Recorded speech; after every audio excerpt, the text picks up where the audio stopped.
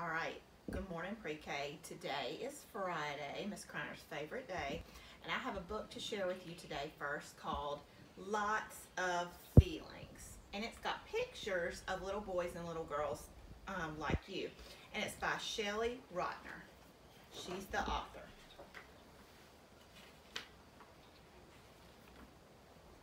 We all have lots of feelings.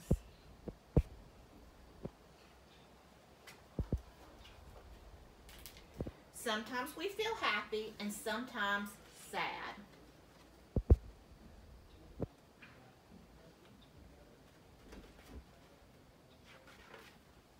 Sometimes we're grumpy, other times excited.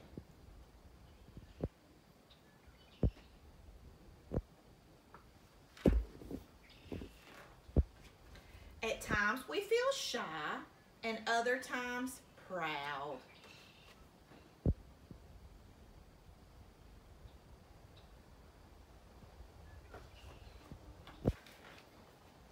We feel angry at times and loving other times.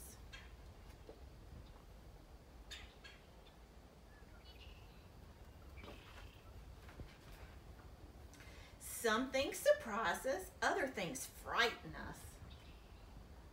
Now remember, frightened means to be scared.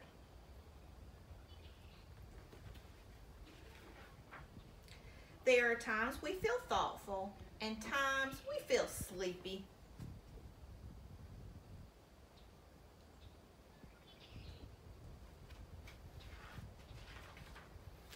At different times, we feel serious or silly.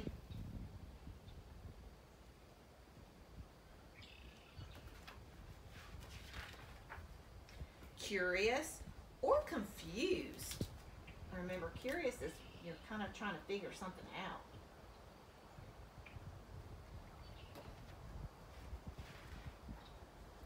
Everyone has lots of feelings. Look at these pictures. So many boys and girls.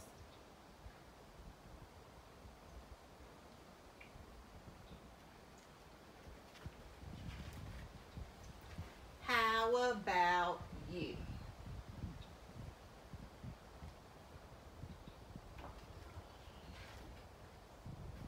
All right, pre-K. So some of your parents might have talked to you about not being able to come back to pre-K to school for the rest of this school year. And I read this book today because I wanted you to know that it's okay to have feelings about it. Like Miss Criner, when she heard, I was so sad that I even cried a little bit because I miss you so much and I want to see you.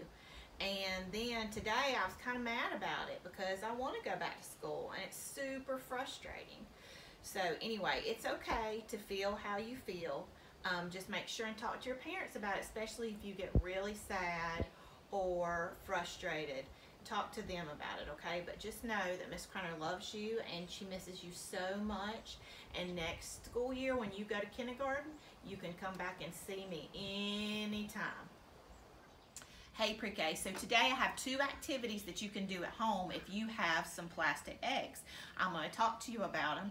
And the first one I have is I have eggs that I've taken apart, and on one half I have a capital letter and on the other half I have a lowercase letter. And what you need to do is you need to find the match. Put the same letters together, but one's going to be the big letter and one's going to be the lowercase letter. But it needs to be the same letter, just different sizes, okay? So I'm going to show you how you can do it. All right, so if you look at my letters, I've got some eggs already ready. So the first one I'm picking up is this letter. Do you know what that is? That's a capital D. So what I have to do is I have to look for the other half that has a little d, a lowercase d. So let me look at this one. Is it that one? No, that's E. What about this? No, that's N. What about this? There you go, that's a match. So I've got my capital D and my lowercase d. All right, now let's try for another one. All right, first I have this. That is a capital J. Good. All right, so let's look for the little j. Is that it? Oh, that's M. What about this? No, that's E. What about this? Yes, that's a match. I have my capital J and my lowercase j. All right, what about this one? That is the letter N. So let's see. Is this a match? Nope. What about this? Yes, I have my capital N and my lowercase n. All right, got a few left. So I'm going to start with this one. What is that? Capital E. So let's look for the lowercase e. Nope, that's M. Nope, that's T. Is this a match? Yes, it is. That's E, big E, and little e. All right, 2 left. What is this? T. All right, does that match? Nope. What about this? Yes, lowercase t, capital T. And then I only have these 2 left, so let's see if they're a match. Yes, they are. I've got my capital M and my lowercase m. Good job. So you can do this at home. You can get your parents to help you write the letters on here. And you don't even have to have the colors matching. You can mix up the colors, but make sure this will be a great way to work on your letters. All right, pre-K, so I have another activity to do that you can do today if you have some eggs. I have a little chick, and if you don't have a chick at home, you can use a rock or a seashell or something small to do this with. You can use whatever you can find at your house, okay? But I'm gonna work on positional words, okay? So if I told you to take the chick and put it inside the egg, what would you do? Would you put it up here? Nope. What about this? Is that inside the egg? Yes, it is. All right, it's inside my egg. All right. Now, if I took it out and I ask you to take the chick and put it over the egg, what does that mean? Is this over the egg? Nope. What about that? Is that over the egg? Connor's got her hair on the chick. Yes, that's over the egg. All right, what if I told you to take the chick and put it beside the egg? Beside the egg. That would work right there. All right, what if I told you to take the chick and put it under the egg? Under the egg. I'd have to lift my egg up and put it under. That's underneath the egg. All right, what if I said, take the chick and put it in between the eggs? Okay, is this in between the eggs? Nope. What about this? That's, the chick is in between the 2 eggs, and it's also in the middle of the eggs. And what if I said put the chick below the egg? Below the egg. All right, that's the same thing as under.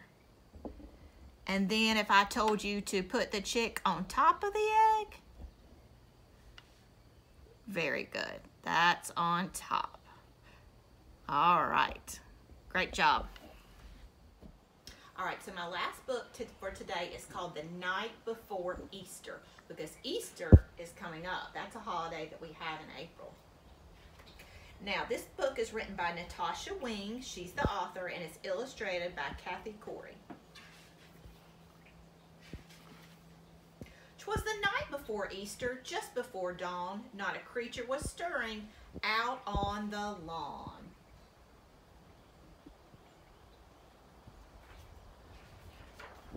Our baskets were set on the table with care in hopes that the Easter bunny soon would be there.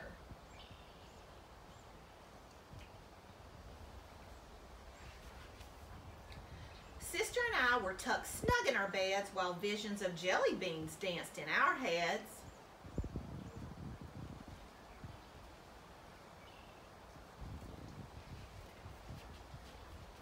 Then, out in the barn, the hens made such a clatter, I sprang from my bed to see what was the matter, when what to my curious eyes should appear but a big fuzzy rabbit with a crook in his ear.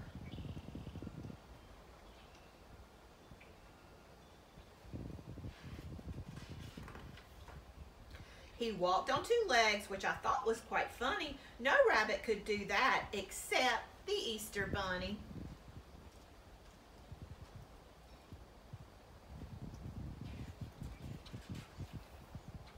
He sniffed at a pansy, a tulip, a rose, jumped over a shovel, a rake, and a hose.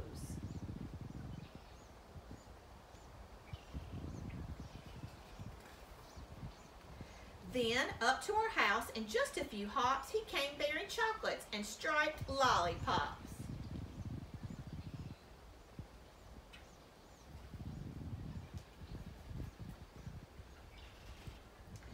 As I sat on the stairs, not making a sound, that swift, dapper bunny sprang in with a bound.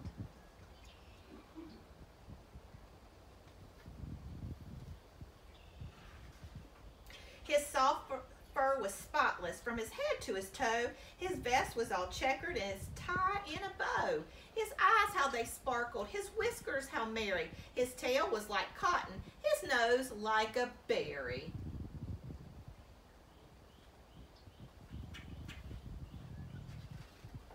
He made not a sound then, but went straight to his treasure, filled up our baskets, adding more for good measure. Look at those Easter baskets.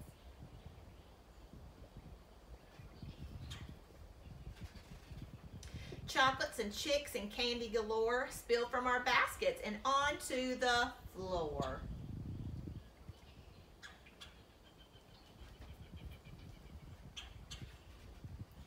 And just when I thought that the bunny was done, he picked up some eggs, looking over each one.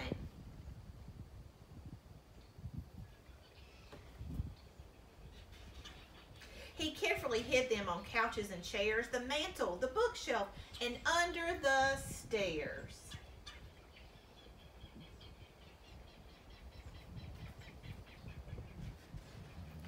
Then, when our rooster crowded, he turned with a start. He wiggled his nose and then went to the cart.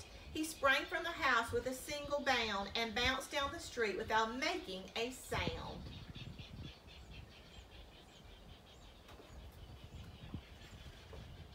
I read his note as he hopped away. Happy Easter to all, and to all a great day.